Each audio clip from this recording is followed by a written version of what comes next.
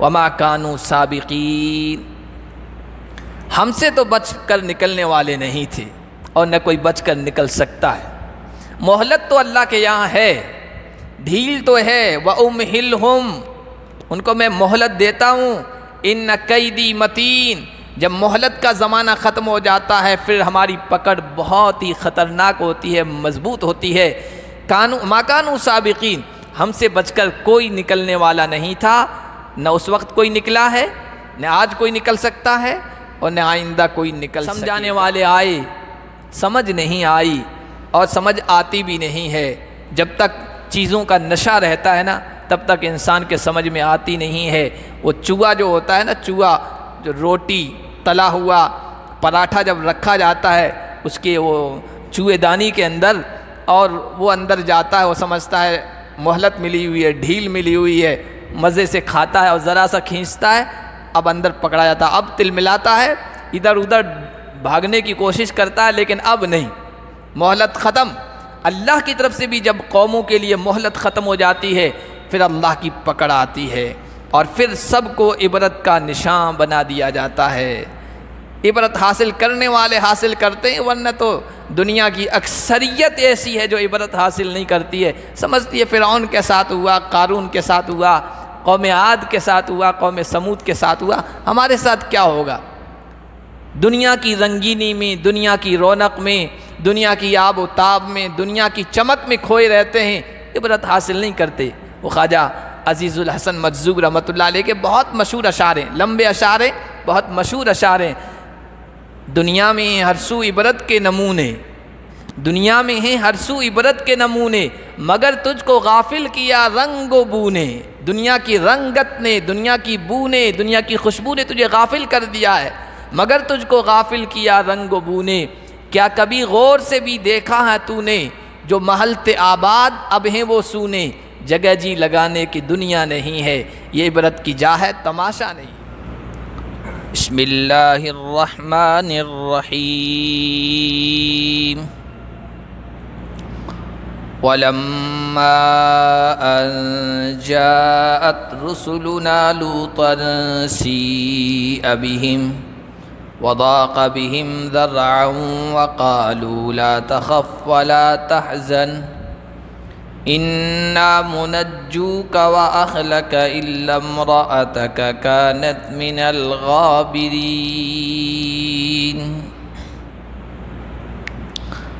آج کے درس کا آغاز ہم اللہ کے فضل و کرم سے سورہ عنکبوت کی آیت نمبر 33 سے کر رہے ہیں۔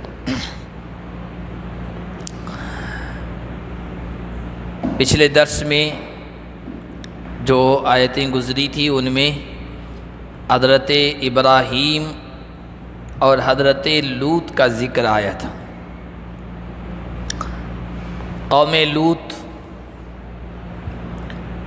اللہ کی نافرمان قوم تھی اور ایسے گندے کام اور گندے گناہ میں مبتلا تھی جو ان سے پہلے کسی نے نہیں کیا تھا، اس کی بنیاد ڈالنے والی وہی قوم تھی۔ تو حضرت ابراہیم علیہ السلام کے پاس فرشتے آئے اور فرشتوں کو اللہ کی طرف سے دو کام سونپے گئے تھے۔ ایک تو حضرت ابراہیم کو خوشخبری سنانا اولاد کی، اور دوسرا قوم لوط کو برباد کرنے کی خوشخبری۔ حضرت ابراہیم علیہ السلام سے فرشتوں نے جب یہ بات کہی تو حضرت ابراہیم نے یہ بات کہی تھی کہ تم جس بستی کو تباہ کرنے کے لیے جا رہے ہو اس میں تو اللہ کے نبی اور پیغمبر لوط موجود ہیں اور ان پر کچھ ایمان لانے والے موجود ہیں۔ تو فرشتوں نے کہا ہمیں اچھی طرح سے معلوم ہے اور ہم اللہ کے اصول و قانون کے مطابق ایمان والوں کو پہلے بستی سے نکالیں گے اور اس کے بعد تباہی لے آئیں گے۔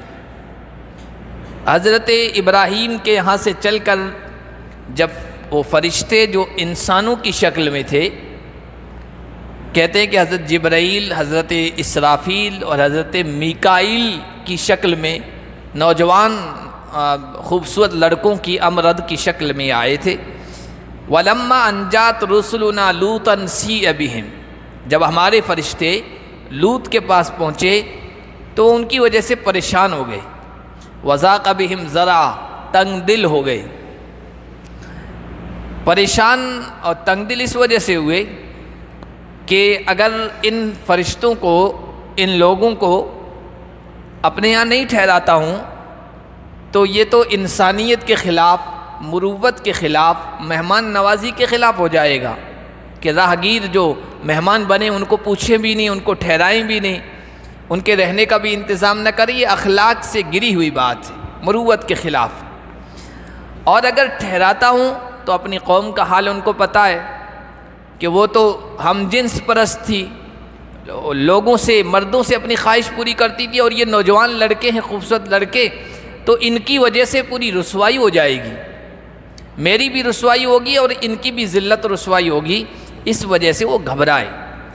تو فرشتوں نے کہا کہ لا تخف ولا تحزن، گھبرائیے مت، ڈریے مت، غم مت کیجیے، انا منجوک واہلک الا امرأتک کانت من الغابرین، ہم کوئی انسان نہیں ہیں، ہم اللہ کی طرف سے بھیجے ہوئے فرشتے ہیں، ہم آپ کو بھی بچائیں گے، آپ کے اہل کو بھی، آپ پر جو ایمان لے آئے ہیں ان کو۔ ہاں آپ کی بیوی وہ پیچھے رہ جانے والوں میں سے ہو جائے گی، اس لیے کہ قوم کے برے کاموں پر وہ خاموش تھی یا ان کا ساتھ دے رہی تھی، حضرت لوط پر ایمان نہیں لے آئی تھی۔ اللہ کی قدرت ہے، اللہ کی حکمتیں و مصلحتیں ہیں، نبی اور پیغمبر کے گھر میں گمراہ پیدا ہو جاتے ہیں، اور گمراہ لوگوں، فاسقوں، فاجروں کے ہاں اللہ کے ولی پیدا ہو جاتے ہیں۔ یولج اللیل فی النہار و یولج النہار فی اللیل، جو اللہ رات کی تاریکی سے دن کے اجالے کو نکالتا ہے اور دن کے اندر رات کو داخل کر دیتا ہے، رات کی تاریکی چھا جاتی ہے، جو زندہ سے مردہ، مردے کو زندہ سے پیدا کر دیتا ہے، یہ اس کی قدرت کے کرشمے ہیں۔ بیوی ماننے والی نہیں تھی، وہ پیچھے رہ جانے والوں میں، یعنی ہلاک ہو جانے والوں میں سے ہو جائے گی۔ اِنَّ مُنزِلُونَ عَلَىٰ أَهْلِ هَٰذِهِ الْقَرْيَةِ رِجْزًا مِّنَ السَّمَاءِ بِمَا كَانُوا يَفْسُقُونَ۔ اللہ فرما رہے ہیں، فرشتوں نے کہا کہ ہم اس بستی پر اللہ کی طرف سے آسمان سے عذاب برسانے والے ہیں ان کے گناہوں، فسق و فجور کی وجہ سے۔ اور پھر وہ اللہ کا عذاب آیا جب فرشتوں کی طرف وہ بد نیتی سے، بری نیت سے بڑے ہیں نا، تو پھر حضرت جبرائیل کو حکم ہوا کہ اب ان کی تباہی کا وقت آ گیا ہے۔ تفسیری روایات میں لکھا، حضرت جبرائیل نے اپنے ہاتھوں کو زمین کے اندر سے یوں اٹھایا، زمین کی پاتال تک، نیچے سے زمین کو اکھاڑا اور پھر اوپر تک لے گئے، الی عنان السماء، آسمان کے بالکل قریب تک، اور پھر وہاں سے نیچے پٹکا ہے۔ مزید یہ کہ اللہ کی طرف سے چیخ، خطرناک آواز، یہ بھی اس کی وجہ سے ان کے جو سینے تھے وہ شق ہو گئے، دل چر گئے، ختم ہو گئے۔ اس طریقے سے اس قوم کو تباہ و برباد کر دیا گیا۔ وَلَقَدْ تَرَكْنَا مِنْهَا آیَةً بَيِّنَةً، اتنا اوپر لے جا کر نیچے جب اس کو مارا گیا ہے، پٹکا گیا ہے، اوپر سے کنکر اور پتھر برسائے گئے ہیں، اللہ فرما رہے ہیں اس بستی کو ہم نے ایک کھلی ہوئی نشانی بنا دیا ان لوگوں کے لیے جو عقل رکھتے ہیں، غور و فکر کرتے ہیں، نصیحت حاصل کرتے ہیں، عبرت کی نگاہ سے دیکھتے ہیں۔ آج بھی نقشے میں آپ دیکھیں تو عربی میں کہتے ہیں البحر المیت، اردو میں کہتے ہیں مردہ سمندر، اور انگلش میں لکھا ہوگا دنیا کے map Globe per did see, did see, مردہ سمندر ہے۔ اور آپ نے دیکھا ہوگا کہ سڑکوں پر، ریل کے کنارے لکھا ہوا ہوتا ہے کہ سطح سمندر سے اتنا اوپر ہے یا اتنا نیچے۔ تو پوری دنیا میں سطح سمندر سے جو سب سے زیادہ نیچا حصہ ہے وہ وہی علاقہ ہے جہاں قوم لوط آباد تھی۔ اتنا گڑھے میں ان کو ڈھکیل دیا گیا اور تباہ و برباد اس طریقے سے کیا گیا۔ اللہ فرما رہے اس کو ہم نے عبرت کی نشانی بنا دیا۔ وَإِلَى مَدْيَنَ أَخَاهُمْ شُعَيْبًا، حضرت ابراہیم اور لوط کے تذکرے کے بعد مدین کا تذکرہ ہے۔ مدین حضرت ابراہیم کی تیسری اہلیہ، تیسری بیوی جس کا نام قطورہ تھا، ان سے پیدا ہوئے تھے۔ آگے چل کر ان کی نسل بڑھی اور ایک پورا خاندان اسی نام سے مشہور ہو گیا، پوری قوم اسی نام سے مشہور ہوئی۔ اس مدین میں حضرت شعیب علیہ السلام کو اللہ تعالیٰ نے پیغمبر بنا کر کھڑا کیا۔ اس میں کفر تھا، شرک تھا۔ کفر و شرک کے ساتھ ہر قوم میں کچھ نہ کچھ، کسی کے اندر اخلاقی بیماری تھی، کسی کے اندر معاملات میں گڑبڑ تھی۔ تو شعیب کی جو قوم تھی، مدین کی جو اولاد، یہ کاروباری لوگ تھے، تجارت معاملات کرنے والے لوگ تھے، اور اس میں ڈنڈی مار لیا کرتے تھے، دھوکہ دے دیا کرتے تھے، فریب کر لیا کرتے تھے، جوا سٹہ بازی سود وغیرہ کے معاملات کر لیا کرتے تھے۔ حضرت شعیب علیہ السلام نے ان کو سمجھایا، کہا یہ قوم اللہ کی عبادت کرو، آخرت کے دن کی امید رکھو، آخرت کے دن کا تصور، آخرت کا تصور، جی کر دوبارہ مر کر دوبارہ جی اٹھنے کا اور اللہ کے سامنے حاضر ہونے کا احساس، یہ ایک ایسی چیز ہے جو انسانوں کو جرم سے، پاپ سے، گناہوں سے اور کچھ غلط کرنے سے روکتی ہے۔ جس کا جتنا عقیدہ آخرت مضبوط ہوگا وہ اتنا گناہوں سے بچا ہوا ہوگا، اور جس کا جتنا عقیدہ آخرت کمزور ہوگا وہ اتنا گناہوں میں ملوث ہوگا، اور جس کا ہے ہی نہیں تو پھر وہ اس کی زندگی تو شتر بے مہار کی طرح، بے مہار اونٹ کی طرح رہتی ہے، جو چاہا کر لیا، جو چاہا کہہ دیا، جو چاہا کھا لیا، جو چاہا پی لیا۔ تو یہ عقیدہ آخرت کے تصور کے نہ ہونے کی وجہ سے ہوتا ہے۔ تو کہا کہ ورجو الیوم الآخر، آخرت کے دن کی امید رکھو، سب کو اللہ کے دربار میں حاضر ہونا ہے، اور یہ عقیدہ بھی اپنا درست کر لو اور اپنے معاملات بھی درست کرو۔ لیکن سمجھانے کے باوجود قوم سمجھی نہیں، چونکہ دوسرے پاروں میں، دوسری جگہوں پر تفصیل کے ساتھ وہ واقعات آئے، یا اللہ نے صرف یاد دہانی کرائی ہے، مختصر ان واقعات کو، ان قوموں کے تذکرے کو بیان کیا۔ وَلَا تَعْثَوْا فِي الْأَرْضِ مُفْسِدِينَ، اور زمین میں فساد بگاڑ مچاتے مت پھرو۔ فَكَذَّبُوهُ فَأَخَذَتْهُمُ الرَّجْفَةُ، انہوں نے ان کو جھٹلایا، اور اللہ کی طرف سے جب مہلت کا جو وقت ہوتا ہے وہ ختم ہو گیا، فَأَخَذَتْهُمُ الرَّجْفَةُ، زلزلے نے ان کو آ پکڑا، اور وہ اپنے گھروں میں اوندے منہ پڑے رہ گئے۔ زلزلہ آئے، ارتھ کیوک، اور وہ بھی زبردست آئی، تو اچھے اچھے مضبوط انسانوں کے قدم بھی زمین پر نہیں رہ پاتے ہیں، اور انسان منہ کے بل گر جاتا ہے۔ انسان تو انسان، زلزلہ کا جھٹکا ذرا زیادہ آئے اور دیر تک آئے تو پھر پرندوں پر دہشت طاری ہو جاتے ہیں، وہ بھی اپنے پر جو ہے نا زمین پر پھیلا دیتے ہیں۔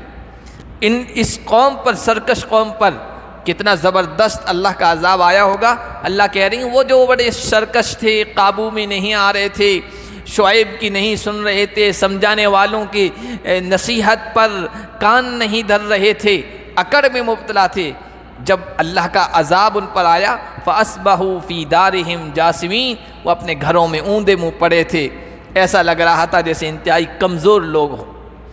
وَعَادًا وَثَمُودَ، اور قوم عاد کا بھی تذکرہ کیجئے، قوم سمود کا بھی تذکرہ کیجئے۔ عربوں میں جو سب سے پرانی قومیں ہیں وہ قوم عاد اور قوم سمود ہے۔ قوم عاد جو آج کا یمن ہے، حضرموت آج بھی شہر موجود ہے، تو یمن کے شمال میں عاد کی یہ قوم موجود تھی، وہاں بستی تھی، بڑی طاقتور، بڑی ڈیل ڈول والی۔ اللہ خود فرماتے ہیں قرآن میں، التی لم یخلق مثلها فی البلاد وثمود الذین جابوا الصخر ارم ذات العماد التی لم یخلق مثلها فی البلاد، بڑے بڑے ستونوں والے، بڑے بڑے ڈیل ڈول والے، ارم یعنی قوم عاد، جن کے جیسا آج تک پیدا ہی نہیں کیا گیا ہے۔ خود پیدا کرنے والا کہہ رہا ہے کتنے زبردست لوگ رہے ہوں گے، طاقتور لوگ۔ وثمود، قوم عاد کے بعد جو عربوں میں پرانی قوموں میں طاقتور قوم تھی وہ سمود کی قوم تھی۔ اور یہ جو تبوک کا علاقہ ہے، نبی پاک صلی اللہ علیہ وسلم جب تبوک کی لڑائی کے لیے گئے ہیں تو اس علاقے سے گزرے ہیں، اور جب گزر رہے تھے تو اللہ کے نبی صلی اللہ علیہ وسلم اونٹنی پر سوار تھے، آپ نے اپنا چہرہ یوں نیچے کر لیا تھا، ڈھانپ لیا تھا، اور صحابہ سے کہا تھا اس علاقے سے جلدی گزرو، روتے ہوئے گزرو، رونا نہیں آئے تو رونے جیسی صورت بنا لو، کہیں ایسا نہ ہو کہ اللہ کی طرف سے عذاب آ جائے، کیونکہ یہ تباہ شدہ بستیاں ہیں، ان بستیوں پر، بستی والوں پر اللہ کا عذاب آیا تھا۔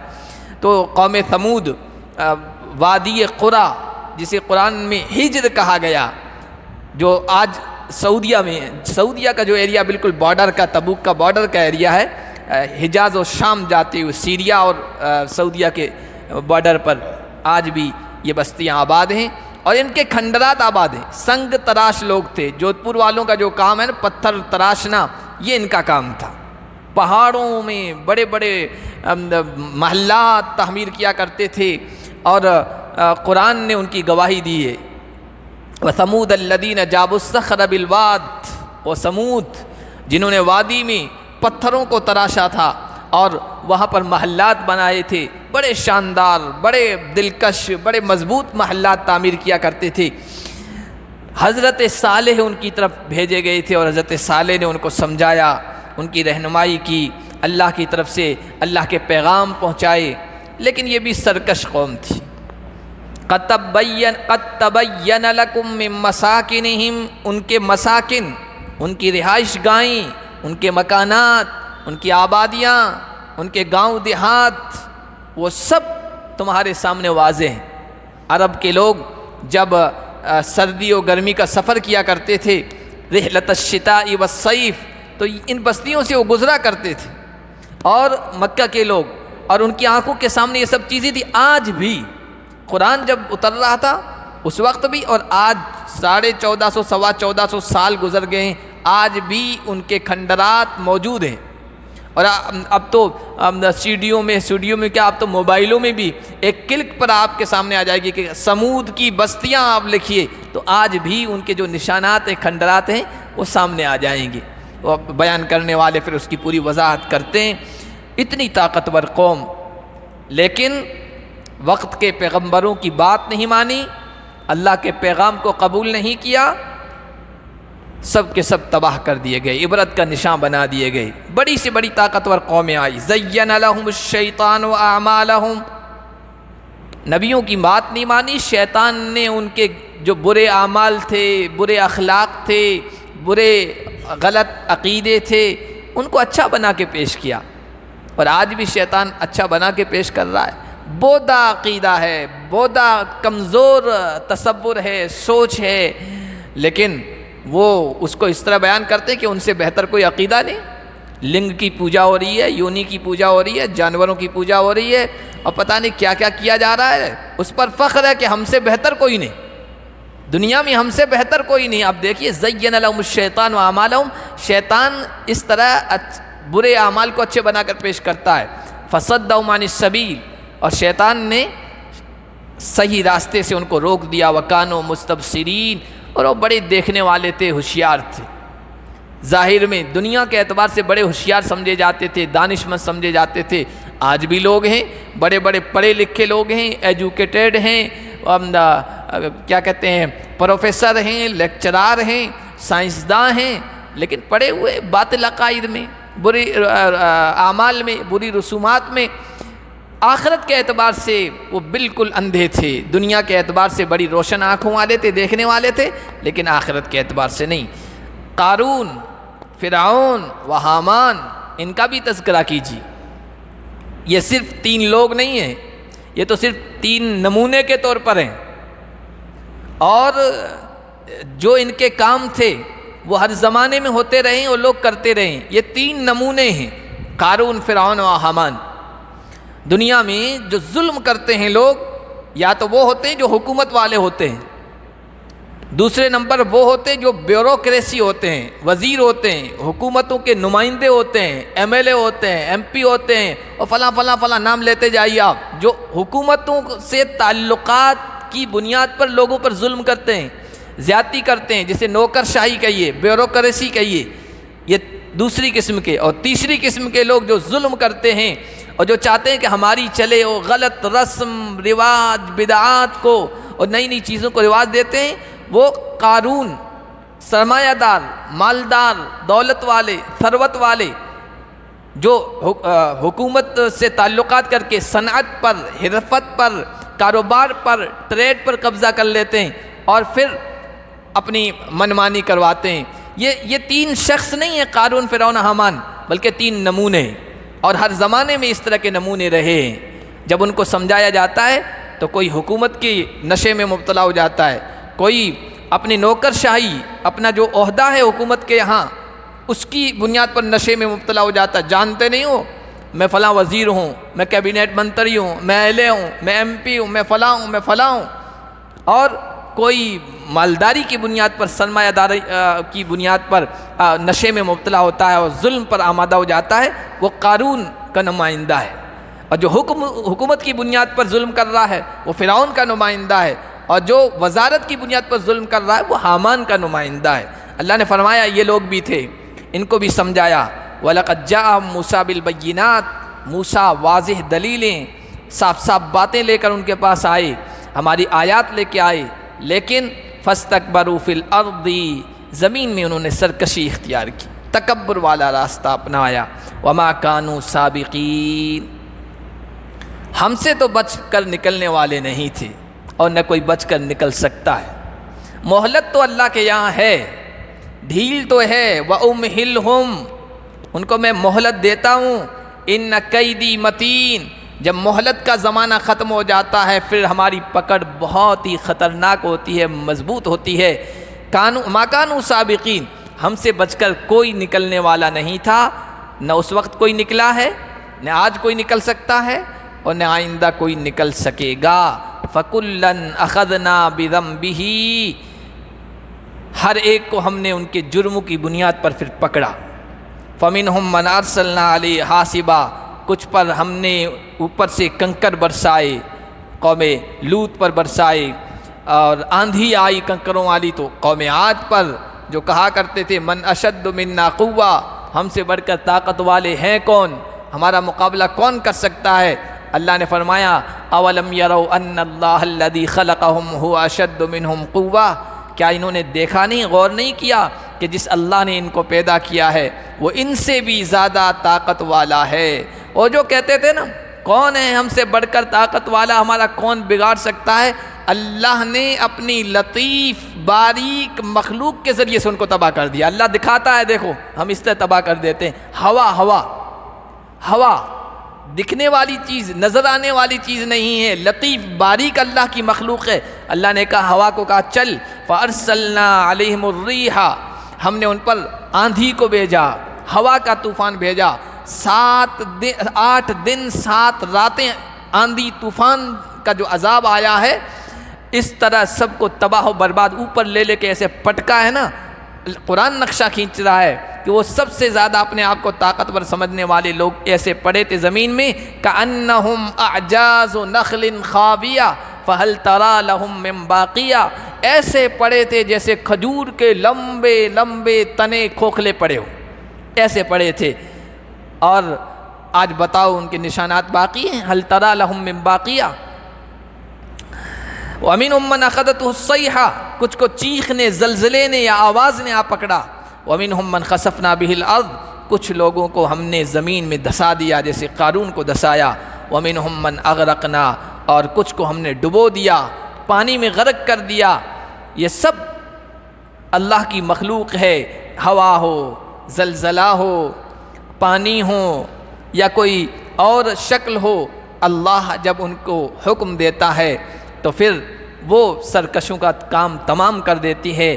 وَمَا كَانَ اللَّهُ لِيَظْلِمَهُمْ، اللہ نے ان پر ظلم نہیں کیا ہے، اللہ کسی پر بھی ظلم نہیں کرتا ہے۔ وَلَكِنْ كَانُوا أَنفُسَهُمْ يَظْلِمُونَ، لیکن یہ اپنے اوپر ظلم کرنے والے تھے۔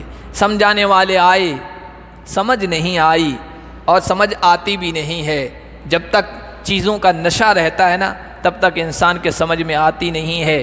وہ چوہا جو ہوتا ہے نا، چوہا جو روٹی تلا ہوا پراٹھا جب رکھا جاتا ہے اس کے وہ چوہے دانی کے اندر، اور وہ اندر جاتا ہے، وہ سمجھتا ہے مہلت ملی ہوئی ہے، ڈھیل ملی ہوئی ہے، مزے سے کھاتا ہے اور ذرا سا کھینچتا ہے، اب اندر پکڑا جاتا ہے، اب تل ملاتا ہے، ادھر ادھر بھاگنے کی کوشش کرتا ہے، لیکن اب نہیں، مہلت ختم۔ اللہ کی طرف سے بھی جب قوموں کے لیے مہلت ختم ہو جاتی ہے پھر اللہ کی پکڑ آتی ہے، اور پھر سب کو عبرت کا نشان بنا دیا جاتا ہے۔ عبرت حاصل کرنے والے حاصل کرتے ہیں، ورنہ تو دنیا کی اکثریت ایسی ہے جو عبرت حاصل نہیں کرتی ہے، سمجھتی ہے فرعون کے ساتھ ہوا، قارون کے ساتھ ہوا، قوم عاد کے ساتھ ہوا، قوم سمود کے ساتھ ہوا، ہمارے ساتھ کیا ہوگا؟ دنیا کی رنگینی میں، دنیا کی رونق میں، دنیا کی آب و تاب میں، دنیا کی چمک میں کھوئے رہتے ہیں، عبرت حاصل نہیں کرتے۔ وہ خواجہ عزیز الحسن مجذوب رحمۃ اللہ علیہ کے بہت مشہور اشعار ہیں، لمبے اشعار ہیں، بہت مشہور اشعار ہیں۔ دنیا میں ہر سو عبرت کے نمونے، دنیا میں ہیں ہر سو عبرت کے نمونے، مگر تجھ کو غافل کیا رنگ و بو نے۔